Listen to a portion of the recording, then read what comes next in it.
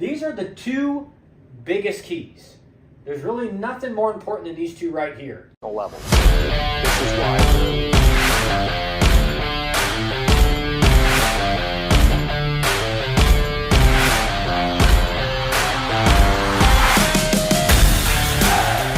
So this was requested by some of you guys in the comments on our plate video that are having trouble struggling with off speed, how to approach it, what your thoughts should be, where you should be looking in the zone. Obviously, there's two different types of fighting off speed versus trying to hunt an off speed pitch. So if you're ahead in the count, where you should be looking in the zone, what the action looks like, versus with two strikes, how do you keep yourself from chasing the pitch out of the zone and recognizing it quickly out of the hand? So I'll go over both of those things. Obviously, guys, stay tuned. We'll be talking and updating more and more on the 25 recruiting class with all these new rules. That's going to be the one that's most effective 100%. But right now, we're going to go over how to handle off speed. And the first thing we're going to talk about is when you're ahead in the count or when you're facing a guy coming in with runners on base that you know is going to be giving you a lot of off speed. So first of all, obviously, we got the strike zone right here. Just going to divide it into 4 quadrants. When you're looking for off speed, the first thing you need to understand is what kind of off speed am I hunting? Am I hunting a curveball? Am I hunting a slider, a changeup, etc.? Because with the curveball, like you guys know, it's going to have larger break. So a curveball, and let's just act like this is, we'll get rid of this right here just so we have a little bit more room to show exactly kind of where you're going to be looking for a curveball versus a slider or a changeup. A curveball, you're going to want this to start pretty significantly above the zone, just more up here. Right now, if it's a right-handed breaking ball, I'm looking for it to start somewhere around this area, slightly on that side of the plate, so it'll break back down into the middle section. Now, the thing about a curveball is we don't want to chase, if it starts like top of the zone or a little bit below top of the zone, it's going to end up down here, which we can still put that in play and do some damage with it, but we're looking for something more in the heart. So with a curveball, we got to be looking up here. Slider, a little bit different, going to be more firm, so it's not going to have as much break as a curveball. So a slider, where we're looking for that to start, is near the top of the zone, somewhere around here. If it's a little bit lower, a little bit higher, that's fine, because that same thing, it's going to break back towards the middle of the plate. Now, what I want to emphasize, guys, and what everyone gets totally wrong is they sit there and they're like, all right, I'm hunting off speed, and they don't change where they're looking for it out of the hand. With a fastball, obviously, you're looking for that to come out of the hand looking like it's coming right down the middle. But if you're looking for an off-speed pitch in the same spot you're looking for a fastball, you're going to chase that off-speed pitch that starts middle and breaks out of the zone. So we have to change our angle, where we're looking at, where our eyes are focused. Again, curveball, up out of the zone, slider, top of the zone. And then with a changeup, and we'll label these so you guys can know which one's which, curveball, slider. Now, a changeup, you got to know exactly usually going to mimic the action of a fastball, whatever the pitcher's throwing. So if he's a two-seam guy, a sinker guy, he's going to have some run and sink on it. If he's a straight two-seam guy, it's going to just run typically with a little bit of drop. Four-seam guys, they may have that straight change. They may have a changeup that has a lot of drop on it. So you have to recognize, and really with all of these pitches, guys, that first at bat, you need to be understanding, all right, what is the action of the pitch? Is it a little short slider or is it a bigger slider? Is the curveball really a power pitch? Is it just a slow get over that if he hangs it, you're going to do some crazy damage on? You have to understand the action of each pitch. Is the curveball 12-6 versus have a little bit more side horizontal movement on it? Everything like that. So that first at bat, especially against a starter, you want to figure out by the time that at bat's over what the action of each pitch looks like. And obviously, if you guys are in college or even in pro ball, you're going to have scouting reports on what the pitch looks like. You're going to have video, so it's going to be easier. In high school, that first at bat, you really want to get a feel for what the pitches look like.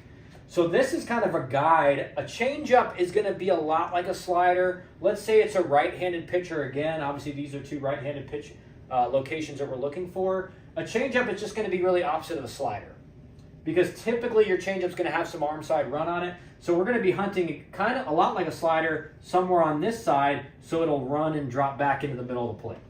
Okay? Now that should make sense, guys. So again, the most important thing out of all of this, if you don't understand anything else, is that with off speed, you have to be looking for it higher in the zone to start.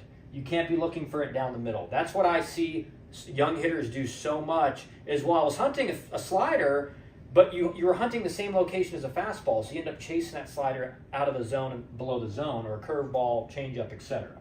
Now, with 2 strikes, how do you keep yourself from chasing a slider, chasing a changeup, or any kind of breaking ball that a guy throws what I would call strike to ball slider, strike to ball changeup? Strike to ball meaning it starts in the zone, it's coming out of the hand to strike, and then it breaks out of the zone for a ball. So it goes from being a strike to a ball. That's your strikeout pitch. How do you keep yourself from laying off that? Now, number 1, we're looking for spin. What kind of spin are you seeing on the pitch? Guys, you should always be able to recognize, no matter if you're hitting well, you're not hitting well, what is the spin of the pitch? Typically, your sliders and your curveballs are gonna, when they're spinning, it's gonna look like there's a dot in the middle. Now, it's not gonna be a perfect dot, but you're gonna see that side spin because they're getting around the baseball, causing that side spin. So what you should be looking for 2 strikes, you're looking to pick up spin as early as possible. You see that dot and it's starting near the middle bottom of the zone, it's going to be a ball. You can lay off. Now, what makes this easier to pick up the spin is letting it get deep.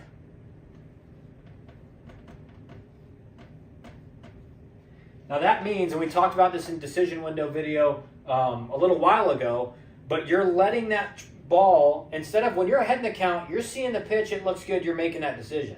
With 2 strikes, you got to let it travel a little bit further closer to you, and then you're making your decision. And typically what will happen is letting it get deep, it's a fastball, you're fighting it off. You know, with 2 strikes, unless you get that crazy read on it, you should be fighting off a fastball. You really should not be on time to pull it. And so eventually, you're letting it travel, you see that slider spin, you can hit the hanger, or you can lay off that one in the dirt. But we gotta move our decision window closer to home plate. That way, we're not just getting fooled way out front off the bat. So we're looking for spin. We're letting it get deep. And the other thing is this: 2 strikes, guys. Choke up on the bat. Give yourself an inch up on the bat. When you do that, you're giving yourself more bat control. So you can check your swing. You can hold it back long enough to put the barrel on it. Stop being scared to choke up on the bat. It doesn't make you look soft. It doesn't do it. Honestly, it makes coaches realize you're willing to make adjustments with 2 strikes to battle. You're not just going to go up there and try to hit a home run with 2 strikes. That's great, but we want to try to put the ball in play with 2 strikes. Especially in the college game, guys, the defenses are not great. You're going to get a lot of hits by just putting it in play with 2 strikes. These are the 2 biggest keys. There's really nothing more important than these 2 right here, is recognizing the spin, tracking that baseball, and letting it get deep. And then obviously, the last thing I would say is understanding the action of the pitch. Does this right-handed pitcher have the action on his slider where he can start it right here and bring it back on the corner for strike 3? If he can do that, then you see a pitch off the plate, right out of the hand, you can't just give up like it's a ball.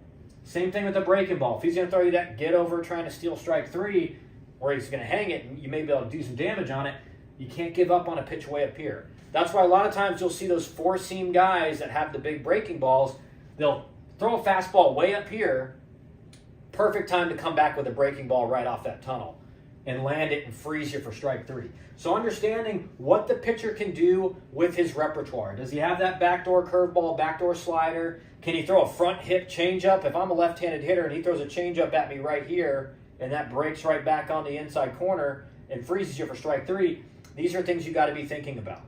So I hope this helps you guys understanding how to attack off speed when you're ahead in the count, you're hunting it, versus how to fight it off and recognize it better with 2 strikes. Stay tuned for the next video, guys.